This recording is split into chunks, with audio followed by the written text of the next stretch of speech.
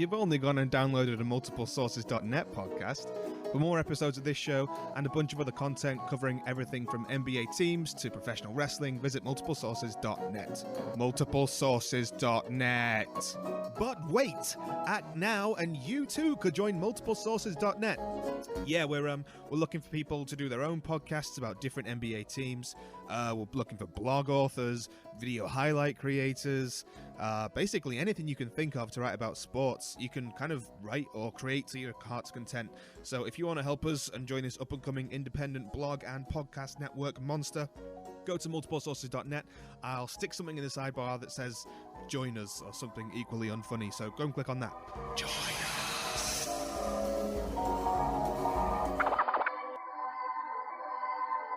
Are you ready? Oh, yeah. Hello, everyone, and welcome to It's Always Sunny in Phoenix, a weekly podcast where we cover our favorite team, the Phoenix Suns. This week, as always, we're going to recap last week's games and preview the 4 games the Suns play this week. And if you've listened before, you'll know that we will likely go off on some sports-related tangent that doesn't cover the Suns because that's just how we roll. We got the full crew here today. I'm Charlie, and I'm here with Mitch and David. What's up, gentlemen? How's it going? Hi. How are you? Oh, spectacular. Not as good as you after those nice Gonzaga wins, though. Yeah, I'm feeling pretty good. 2 really good wins, and I'm ready to go to Chicago. Mitch is dancing. All right. So let's move right into things, and we'll start our recaps off with last week's game against the Timberwolves. That was on Monday, and Mitch, you covered this one. What did you think? Yeah, so this game, it's just like a lot of other games that we've had against bad teams this year where it's probably more beneficial for us to lose. But we grabbed a 107-104 win on a Mirza Teletovic game winner right over Karl Anthony Towns. And, I mean, it was awesome. It was great to see us win after struggling for a lot of the game, but to be able to come back and win on that last second shot was pretty nice. Minnesota got a lot of good production from their young guys, especially Levine. He had 28 points, and they weren't all on dunks, surprisingly. He actually hit a couple nice jump shots, and you can tell his game is improving. And then for the Suns, PJ Tucker played really well. He had 23 points and 12 rebounds, and he just keeps playing the same way he always does, with a lot of heart, playing really tough. And then I think the biggest issue was the Suns having 23 turnovers. So that really makes it hard to win, and that's where a lot of our struggles came from. But, I mean, winning on a game winner was nice because we've been on the other end of that so often. So it was nice to see it reversed for once. Yeah, absolutely. Nice to see the game winners fall our way once in a while. Then we'll do the one-sentence recaps. David, go for it. This can roll into my one sentence. A couple late game buzzer beaters to win the game this year. A lot better than last year. For sure.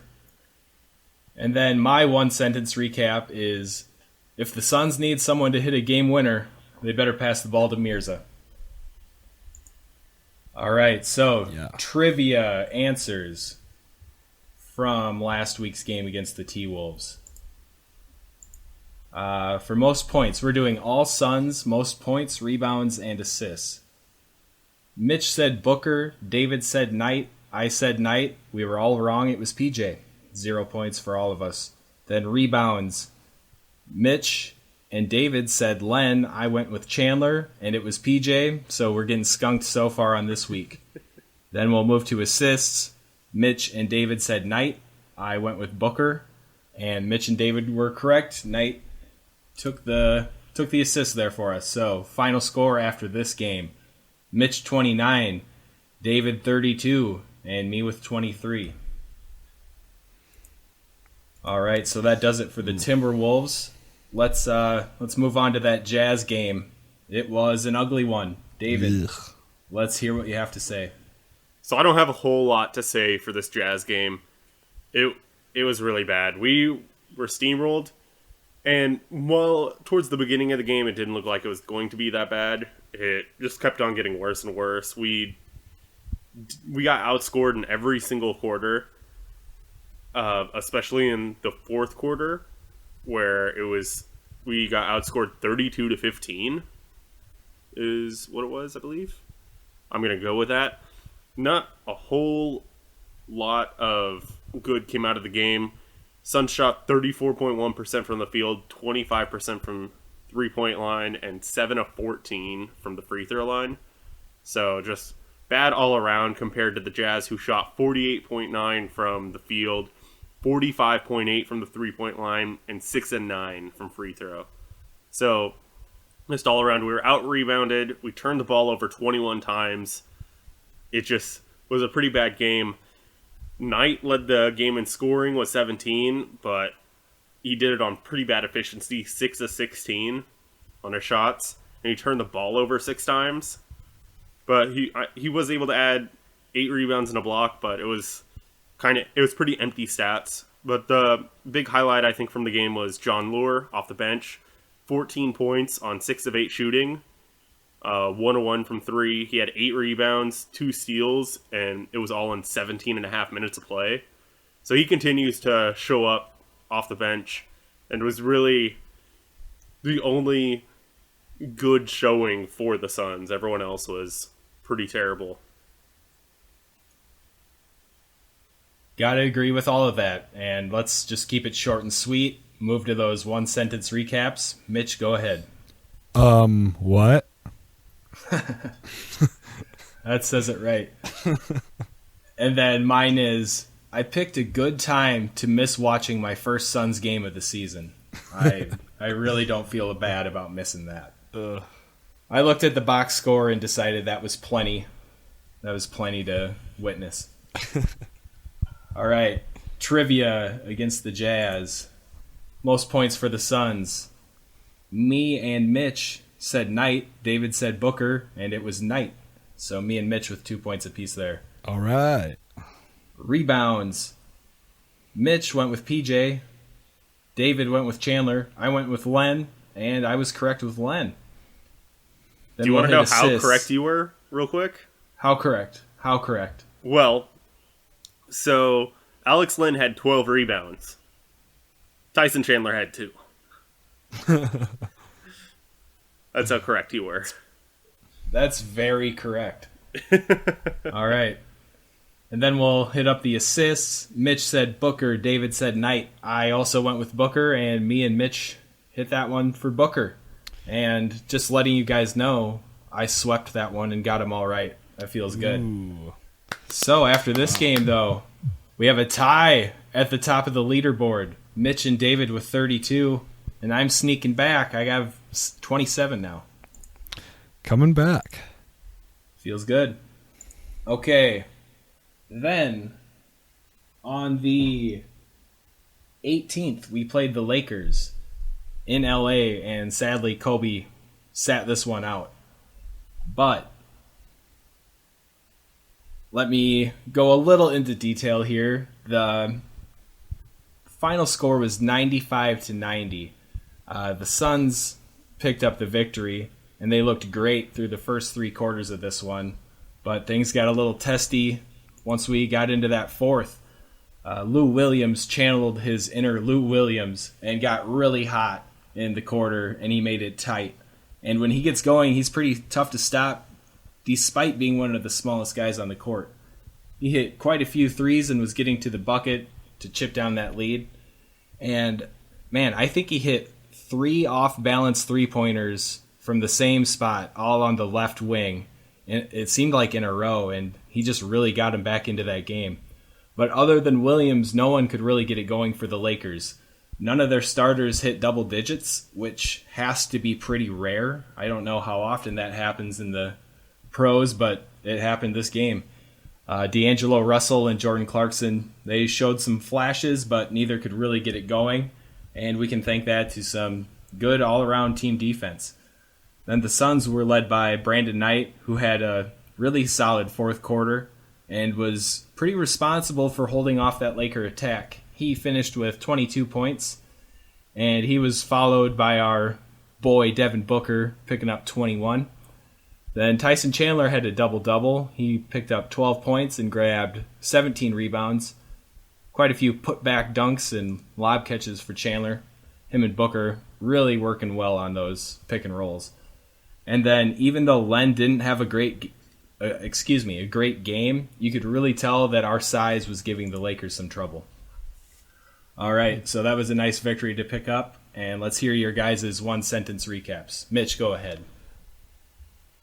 There's nothing like watching two tanking teams battle it out for draft position. How about you, David? Byron Scott is still the better tank commander compared to Earl Watson. Oh, there is some truth in that one. All right, trivia for the Lakers game. Most points. We were all wrong. Me and Mitch said Len, David said Booker, and Knight led the way with 22. Then for rebounds, we all said Len, and we were all wrong. Chandler had those big 17 rebounds. And then for assists, Mitch said Booker, David said Booker, I said Knight, and you two were correct. So, for the final score after this week, Mitch and David with 33, and me with 27, bringing up the rear. Not bad. All right. Not bad. It's getting a little tighter, so that's fun. Okay, and before we move on to our previews for next week, we're doing a ticket giveaway to the Suns versus Wizards game, so we can get 2 more people to go boo Markieff as loud as possible when we get there. So, you'll know the instructions for this, but the keyword, or key words, is Savory Dave. And you don't need to ask. That's a bit of an inside joke. Our boy Savory Davery over Savory Davery. Savory Dave. All right. Okay, enough with that. Let's move on to our previews for next week. And first off, we have the Grizzlies again. We've had a whole lot of the Grizzlies over the last few weeks, so we'll try to keep it moving along with this one. David, what do you have for a key to the game? So each time when it comes to playing against the Grizzlies, it's about beating them in the paint, even when they are injured pretty badly. They just keep on getting guys. They've had, I think, 25 different players on contract this season, just on 10 days and all this other stuff. So they've had a lot of player turnaround, but it's been all about the paint when it comes to the Grizzlies, always and forever. Not all forever, but you know what I mean. So that's going to be the big key, is beating them down low. Getting them when it comes to the rebounds, getting them to win its points in the paint, just all around presence in the paint. That's definitely what has helped us in our last 2 victories over the Grizzlies. So, Mitch, what player are you keeping an eye on for this one? You know, I really want to say Zach Randolph, but he hurt his knee and probably won't be playing. But he just had a triple-double in his last game. But I'm going to go with Lance Stevenson. In his last 10 games, he's averaged 17.1 points and 6.1 rebounds and 3.7 assists. So I think it could be a tough matchup for us. We'll have PJ guarding him, I'm sure. But he's playing really well in his last 10. So we'll see how we can match up against him. That's a good call. He's a guy that could really put up a big game, and even though he doesn't every time, you know he has that capability. Definitely. So a couple things I'll touch on for this game. The last time we played, coming off a Suns victory over the Grizzlies, Zach Randolph said that it would be a payback game. But that backfired on him, and we got the win again. So we're coming off 2 consecutive victories over the Grizzlies. And, you know, even if he's not playing against us, there's just not a lot of love between the Grizzlies and Suns, so you know they'll be bringing it. And then another thing I want to touch on is that loose cannon Matt Barnes. He's coming off that 1-game suspension for chasing John Henson back into the locker room. And, you know, I understand that Barnes is a tough-nosed guy, and he likes to get into his opponent's head. But, like, what's this guy really doing? And I hope he has to guard Booker all game, and I hope our rookie makes him look foolish. And it'll be tough to win 3 in a row against the Grizzlies, but man, would I love that. All right, so that'll do it. Let's move on to some trivia for this one, and we're going to stick with the most points, rebounds, and assists for the Suns. So first of all, most points. Mitch, who do you got? I am going to go Booker on that one. All right, Booker for Mitch. David, what do you think? I think I'll go ahead and go Booker as well. I like that. I was going back and forth if I wanted to pick Len, but I think Booker is the best shot. Right on. And I'm going to go with Knight. Even though Conley's a tough matchup for him, Knight doesn't hesitate to get his shots up, so there's always that chance. So I'll go Knight. And then we'll move on to rebounds. Mitch, who do you got? I think I'm going to go Len. Len as David? well. All right, Len's all around for that. And assists. Mitch. Knight. And David. I'm going to go Booker. David, I'm with you. I am going to go with Booker as well for that one. Okay, that'll do it. And then Wednesday, we take on the Lakers. Yep, had to get these last 2 Lakers games in real quick. Yeah. All right. I have the key to the game, and I'm going to say we need to do exactly what we did last week and shut down their starters and more specifically their young guards. Clarkson and Russell both have the skills to put up big numbers, and if we want to pick up the victory, we need to keep them quiet again. And with Knight and Booker being not known for their defense, they'll have their hands full. Mitch, who is a player you are looking out for against the Lakers? I think this one is pretty obvious. I have to go with Kobe. It's going to be his last game against us as long as he actually plays. I assume he will. But, yeah, Kobe's had a great career, and I like what he's doing in all of his final games against teams. And he's given the Suns quite a few fits throughout his career, but, you know, he's one of the greatest players to ever play the game, and got to give respect to Kobe. Absolutely. And David, you're covering this one. What do you got? So we are 2-1 on the year in the series against the Lakers. We lost the one in the middle where it was a really tough showing. This one's going to be back at home. Kobe hasn't played at all against us this season. I have to think that he'll play this one, especially since it's going to be in Phoenix. It just seems like that's going to be how it is. It'll be his last game in Phoenix. There's been a lot of going on in that. We can talk about the times that we've beaten him in the playoffs or the times that he's beaten us. But really, in general, this is really a showing of the young guys. The young guys that are going to go out and play. D'Angelo Clarkson and D'Angelo, Clarkson. I know I said that kind of weird, but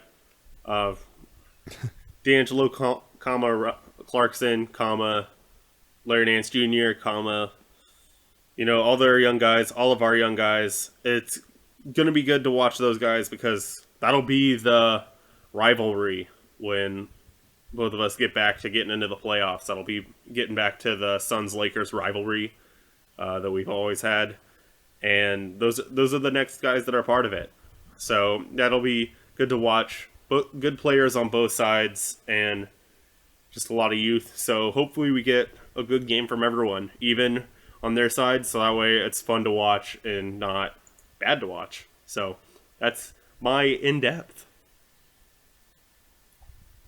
Gotta agree with you. I think that the Suns and Lakers are two teams that will be upcoming in the Western Conference. So it's fun. It'll be fun to watch these matchups while we're all still young and learning. All right, that'll do it for the Lakers game. We'll hit up that trivia. Most points against the Lakers. Who do you got, Mitch? I think I am going to go with Len on this one. Yeah, Len's due for a big scoring game. Yes. What do you think, David? I am going to go with Knight. I just talked about how I wanted all the young guys, but both times Knight's played against the Lakers, he's been the leading scorer this season. So I'm going to go ahead and go with him. Good call. And I'm going to go with Booker. I like that matchup with D'Angelo Russell, and hopefully Booker will want to outduel him again. All right, then rebounds. Mitch. I think Tyson Chandler on this one. That's what I'm going with too. How about you, David? I am going to go with Chandler as well. I think that Len and Hibbert might end up actually neutralizing each other a bit, and Chandler's had some pretty good rebounding games against the Lakers this season. Very true. Let's move to assists. Mitch, who do you got? I'll say Booker on this one. I'm going with Booker as well. All right, I'm going to go wild card and pick Price. He's been getting decent minutes, and Archie hasn't been taking up any of those backup point guard minutes, so I'll hope for Price. Okay, that does it for the trivia for the Lakers game, and we're going to move on to the Kings game, which will be Friday night. And then, Mitch, what do you have for a key to the game? I think this is another one that is pretty obvious, and that's stop DeMarcus Cousins.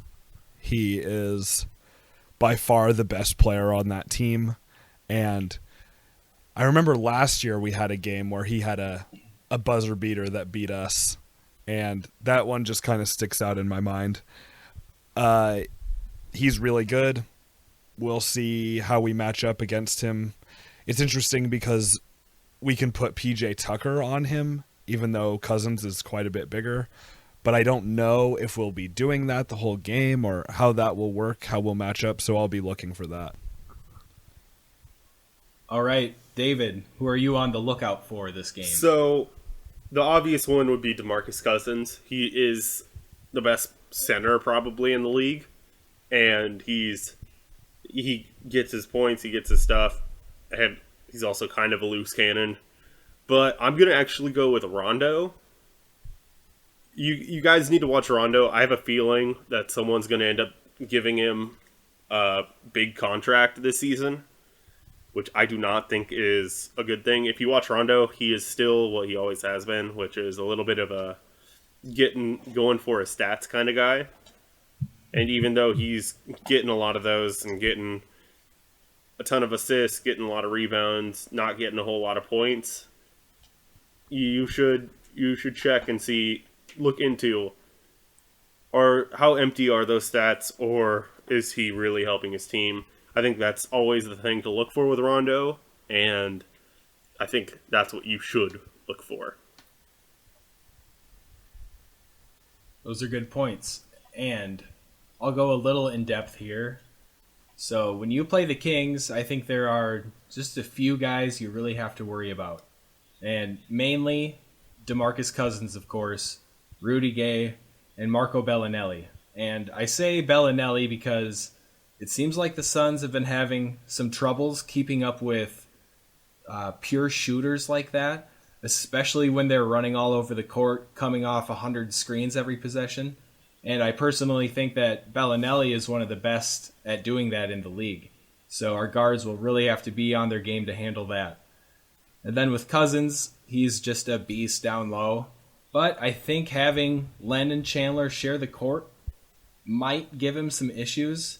It'll be a little tougher for him to bully us down low when we have the length of those two guys on the court at the same time. And then, PJ might be switched off onto him, but PJ's other responsibility will likely be Rudy Gay. Mm-hmm. And he's one of those guys that can do it all on any given night, and when he gets hot, he's really tough to stop. So, and it's a little odd seeing us behind the Kings in the standings. And just imagine where they'd be if they didn't have a guy like DeMarcus Cousins on their roster. Yeah, geez. So, this could be a winnable game for us. And then let's hit the trivia. Most points. What do you guys think? Mitch, go ahead. I'll say Booker. I am going to go Brandon Knight. I'm going Knight as well. Then for rebounds, I'll go Len. Mitch, what do you got? I think I'll go Len as well. Savory David? Hey, it's Savory Davery. Get it right. I am going to go... I'm going to go Chandler. All right. Then assists. Mitch, what do you got? I liked that you went with the wild card in the last one, and I think I'm going to do the same thing just to mix it up. I'm going to say Archie. Ooh. That would be nice. Yeah, Arch could be due for some minutes. That'd be really nice. I'm going to go not a wild card, and I'm going to go safe, and I'm going to go with Booker. Gotta love Booker on those pick and rolls, especially with Chandler. Mm-hmm. And hopefully it comes along with Len, too. It will. Yes, it will. All right. Then we'll move on to the final game of the week. Did you pick? Against the... Oh, yeah. Did I? I didn't think so. I was just going to fill it in when it was all said and done, but I'll go Knight. I'll go Knight. Knight. Okay. Okay. All right, so here we have a back-to-back. After the Kings game, we head home and take on the Celtics. Yay! And those Celtics have a lot of young talent we will need to keep up with. David, what's your key to the game? So my key to the game is going to be defense.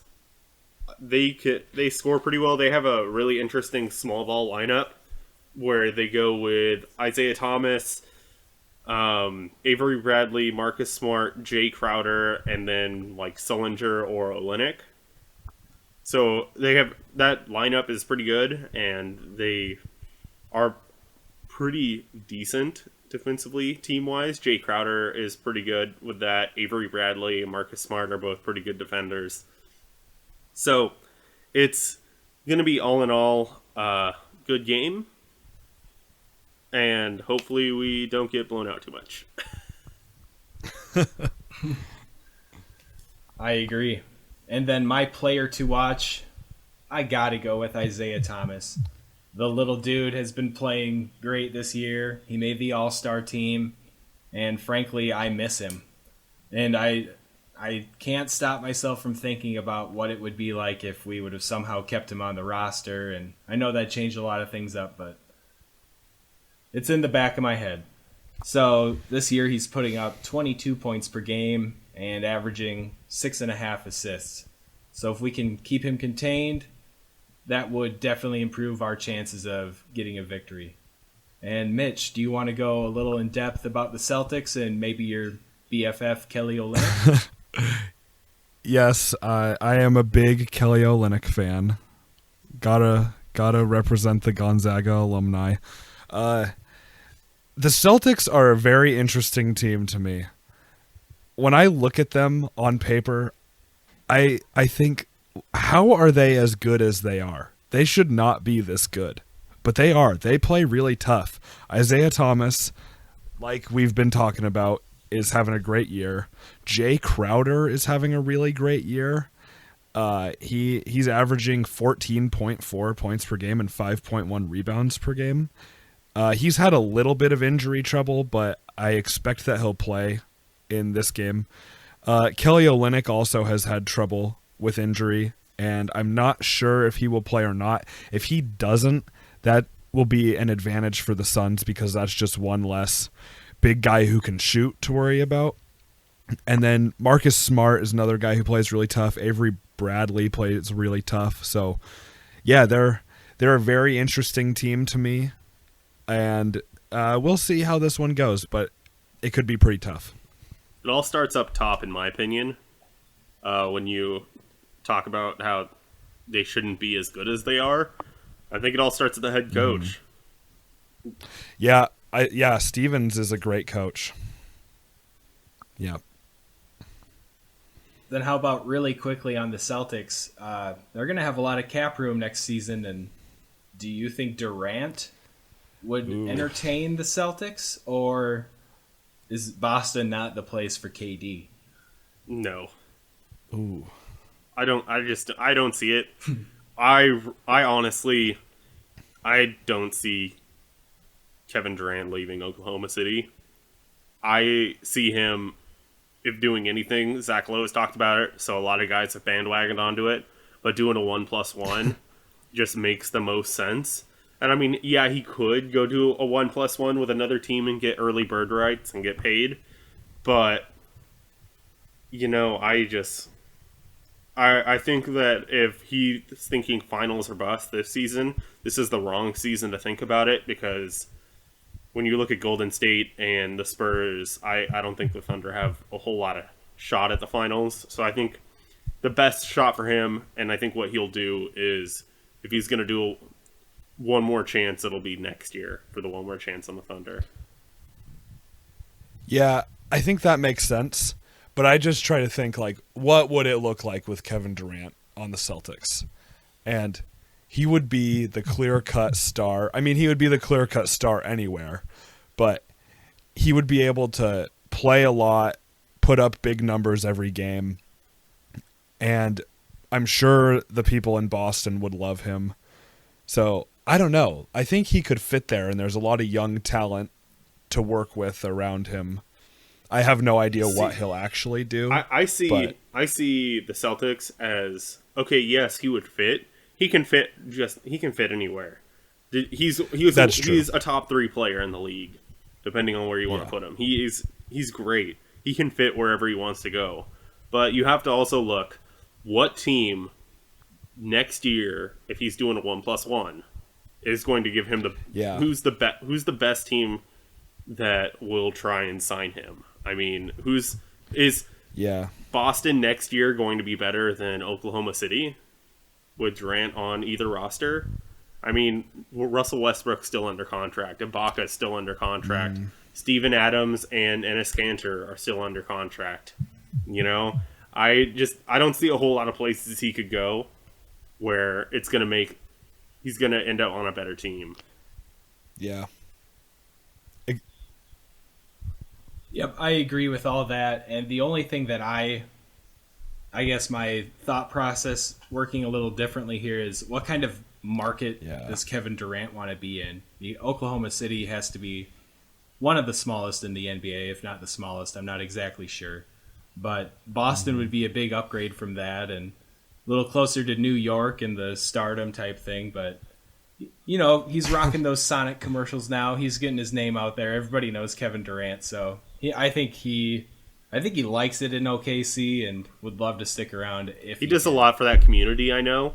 I think it'd be. I think I saw it on RNBA on Reddit the other day, where someone was like, "What if he just went total left field and was like, I'm gonna sign with the Milwaukee Bucks, but and go play with 7-foot Russell Westbrook." I mean, Giannis, but you know, I think he doesn't have a problem getting his name out with social media and his kind of hate towards the media in general. I don't think that's as much of a problem. Maybe he does want to be in a big market, though. But I do have a question. Who was the last big name star to sign with the Celtics?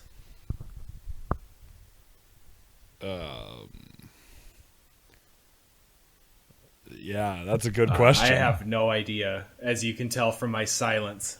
Because do you know? Because you got to remember, Kevin Garnett and Ray Allen were trades. Yeah, that's right. They were trades to the Celtics. Yeah. I mean, Shaq signed with the Celtics. That's true. But Shaq was way old and he was just championship chasing at that point. Mm-hmm. that was not a big, huge player in their prime star signing. That was okay, Shaq, you're over the hill. Can you really still play? And I think he tore his ACL or something like that during the season. But the Celtics have, I think, historically just not really brought in a lot of free agents, big name free agents. They've always ended up drafting or trading for those big names.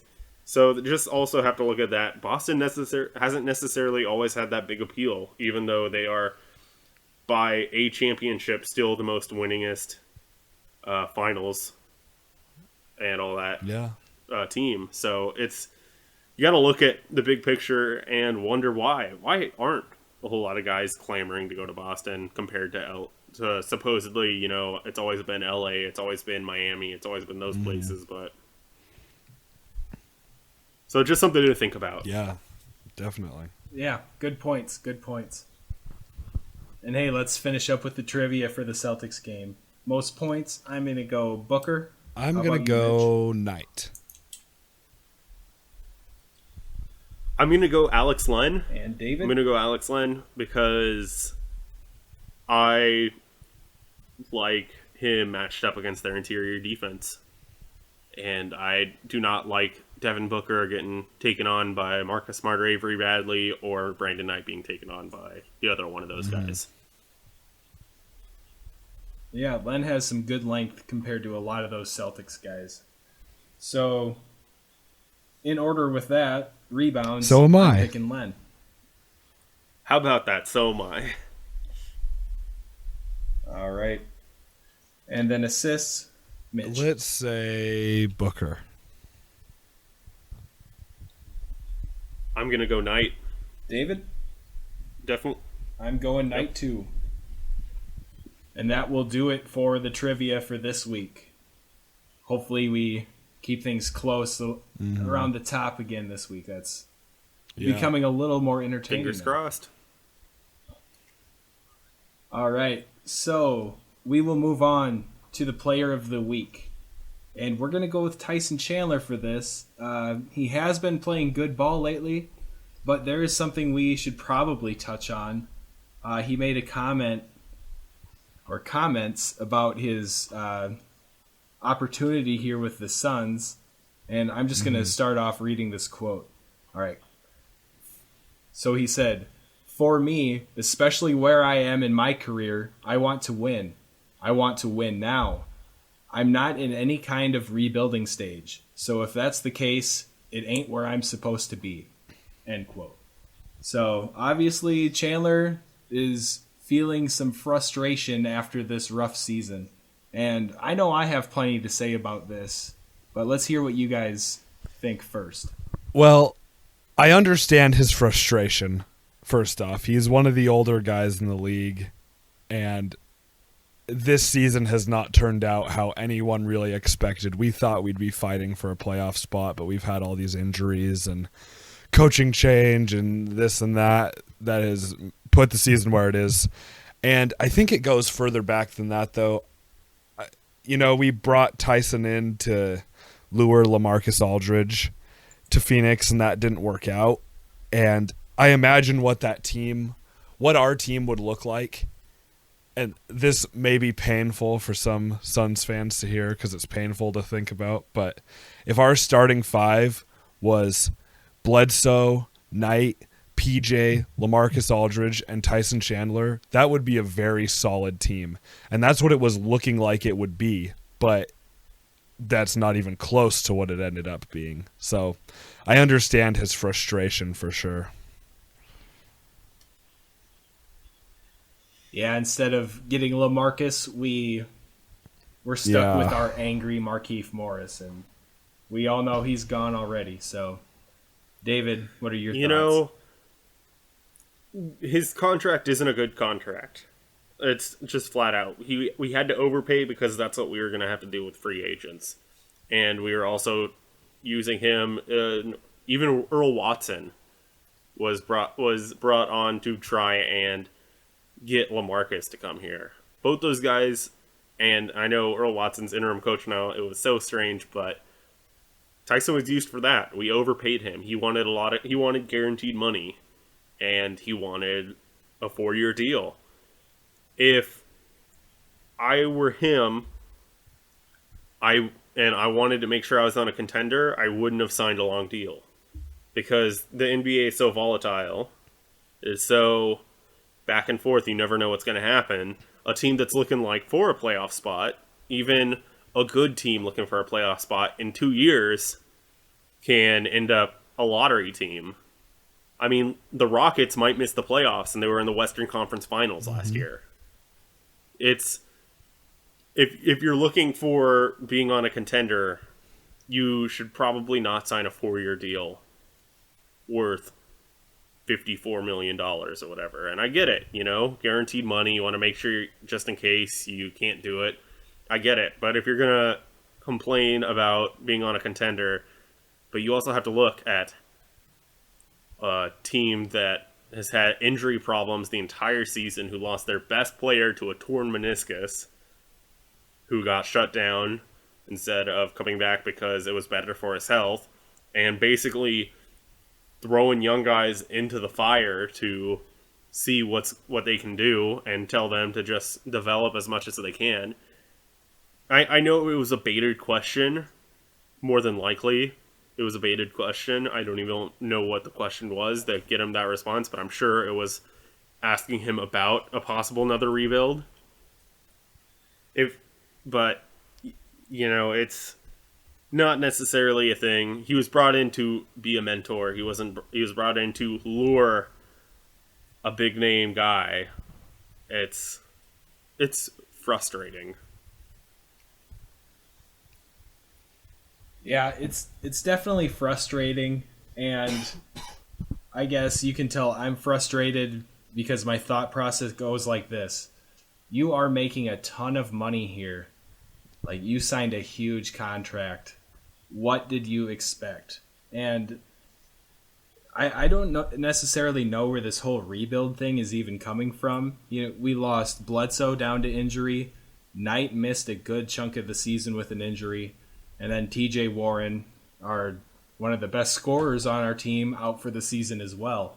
And, I just don't see where the whole rebuild thing is even in his head, or, if he did get asked a loaded or baited question, I can understand that a little bit. But, I mean, if we were to have had Bledsoe, Knight, and Warren all healthy this season, I don't think anyone would be talking about rebuilding, no matter what the case would be. Even if we did miss the playoffs, it seems like a team that just needs another year or two to gel. And you got to think he was kind of assuming that too. He saw our roster, he saw how many young guys we have, and that just really rubbed me the wrong way. I've always liked Tyson Chandler, and I didn't quite expect hearing that from him. You also have to think there have been a lot of chemistry issues this season. Yeah.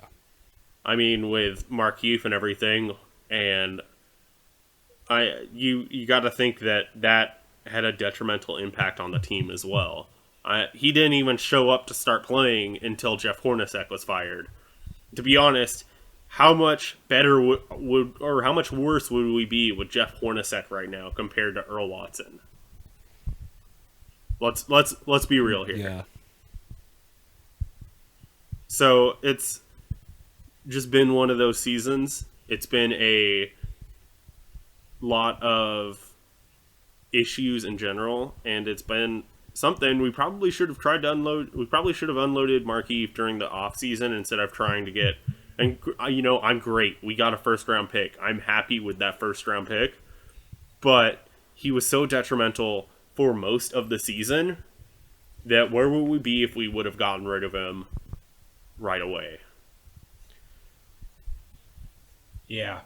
And maybe he just feels stuck because it doesn't sound like too many teams were coming after him at the trade deadline. Because that contract is awful. Because of that big contract. Exactly. So maybe he feels stuck, and I just hope he doesn't pull a Markieff route at trying to get out of this. I can't do that again. Oh, that would be terrible. No. But he's a veteran. He seems like a pretty good dude. I don't think No. it would ever come to that. And, playing a season like this, a guy's got to vent a little bit. That's Yeah. understandable. So, Yeah, I don't think he meant any ill will. I just understand his frustration, but I think we are going to be a very competitive team next year if we can stay healthy, and having guys like TJ Warren coming off the bench is so huge for this team. And seeing what we can do in free agency, I have no idea what will happen there because we like to keep all of that so secret. But I'm looking so forward to the draft. I love the draft every year anyway, and this year we're going to have more picks than usual, and I'm just really looking forward to it.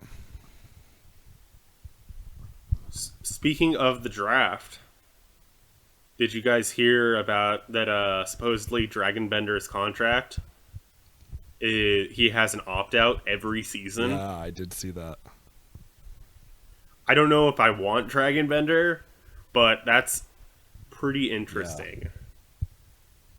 Yeah. And that could lead him to a lot of teams not worrying about picking him up and him not coming over until 2020 or 2019 or whatever. Yeah. Yeah, that could definitely deter some teams that don't quite want to wait that long or be forced to wait that long. So that could definitely drop him down a little bit. But when you look at how this tournament has went so far, guys like Jaylen Brown and a few other guys just had some pretty below average appearances, and no one's too hyped up about him anymore. And then you even think about Ben Simmons. He laid an egg in that SEC what a tournament. horrible game. I was just going to ask you guys about that. What do you feel about the people that are starting to come out and say that the people should take Ingram. Oh shoot, what's his name? Ingram, yeah. Brandon Ingram over Ben Simmons. I do you mean, think about I think that? Ingram is a great player, but I still think Simmons is the best player. I think you just can't pass him. Whoever gets that first pick can't pass on him. Whoever gets the second pick, That's exactly what I think. Whoever gets the second pick is going to be in a great position too, because Ingram is playing really well. He's a very great player. He's pretty NBA ready. But yeah, Simmons, I mean, I think he just had a lot of issues because he didn't really want to be playing in college. I think maybe he had some different expectations than what actually happened. And I think once he gets to the NBA, that'll turn around. I think he has by far the best skill set, in college basketball. Agreed. Yeah, I think so too.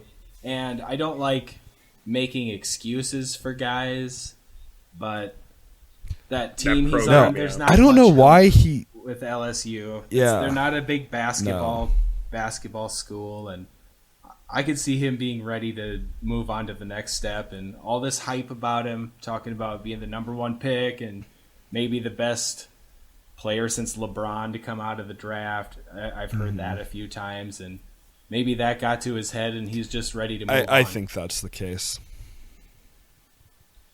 I think it's like most consensus number one picks that he's just been picked apart so much that people are starting to talk themselves out of him. Yeah, Sure. it brings up another question though. What happens if we get the third pick? What are we going to do there? I would love to get one or two, but the chances aren't great. With all this Bender stuff coming out though, what do we do with if we get the third pick, or 4 or 5 even?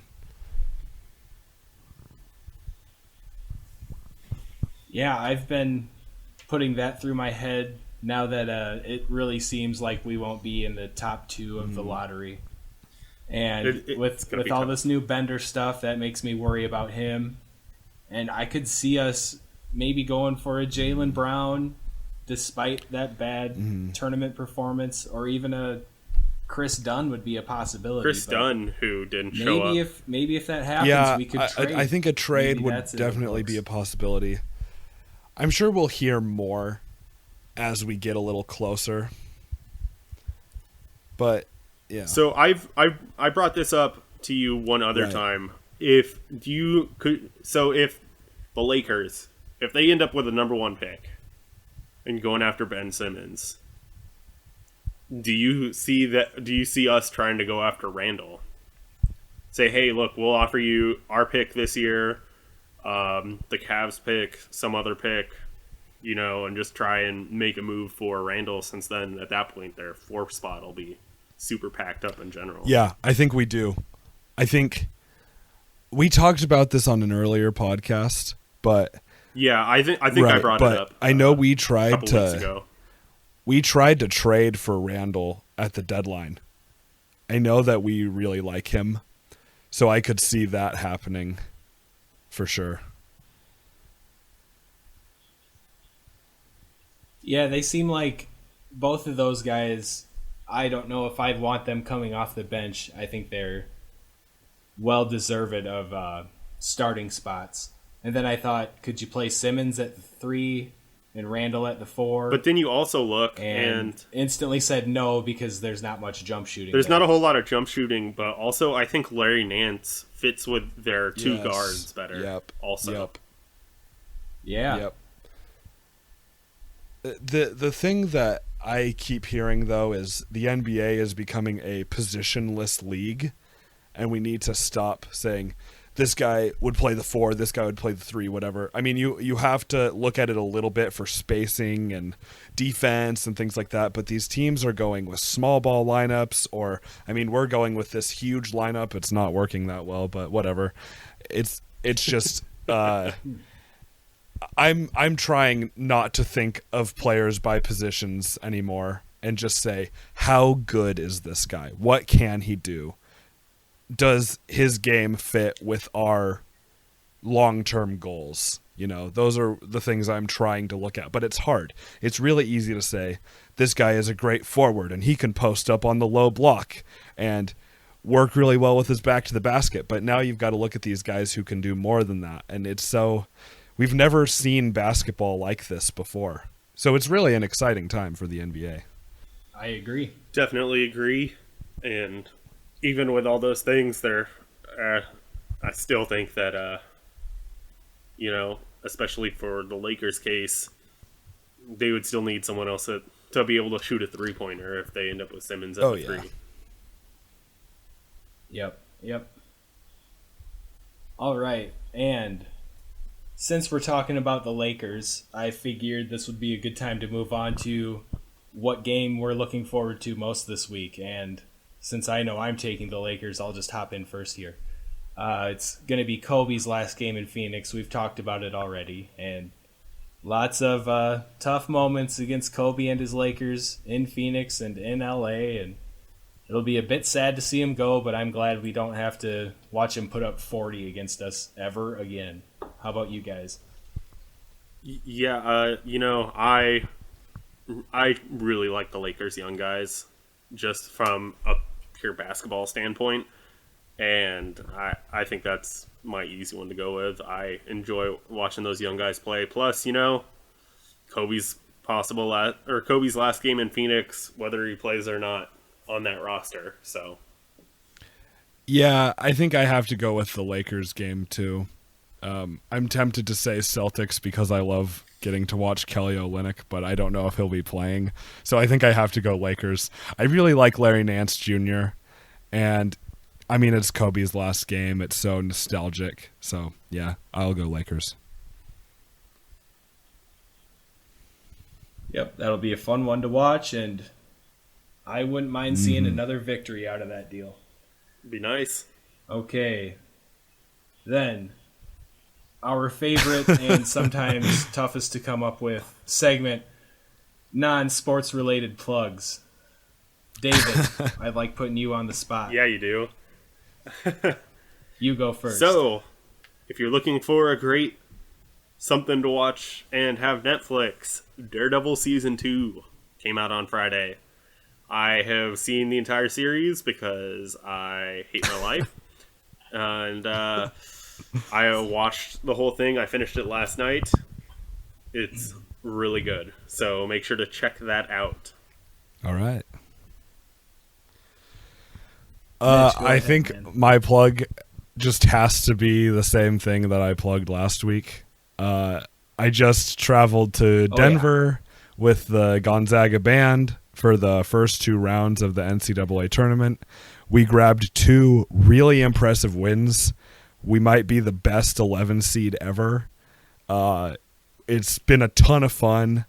I think I got quite a bit of TV time. I mean, quite a bit in band terms. You did. Yeah. You were dancing. I tell people I will never act like that anywhere else. But being at these NCAA tournament games just like makes me so like open and excited about everything, and everyone in the band is dancing. And in my opinion, the Gonzaga band is the best in the country. We cheer the loudest. We are the most into it. We just love the games, and we have a lot of fun. So that's what I do. But you're not biased. What's that? But you're not biased. No, not biased at all. But no, I mean, we've played against the Duke band and UCLA. We've played against some great bands, and nothing against them. They are great bands, and big props to Seton Hall and Utah bands. They were awesome. The Utah band especially. They are a killer band. But we just cheer louder, and we're more into it, and it's more fun. I mean, it's easier when you're winning too. But still, we really like these games. We have a lot of fun, and yeah, the trip is great. I'll be leaving for Chicago to play for the Sweet 16 game, and then see where we go from there. But one game at a time. And then I also have to give one plug. This will be coming out on Monday, March 21st. So I have to say happy birthday to my wonderful girlfriend, Erin, the 21st. So happy birthday. Happy birthday, Erin. Gross. I mean, happy birthday. Ew, girls. All I talk about is basketball. I talk about basketball and comic books, so yeah, no girls on my end. No room for ladies. No, I will say, Erin is someone who brings me back down to earth when she says things like, "Can we not watch basketball for a little bit?" It just reminds me, okay, there's more to life sometimes. There's really not. There's not. Yep. There's nothing else to life. It's always nice to have a better half that will put you back in line. Definitely. I have to agree with that. Okay, so for my plug, I just found out about this yesterday and hopped right on it, but PlayStation Vue is a new television streaming service from PlayStation, and it's great.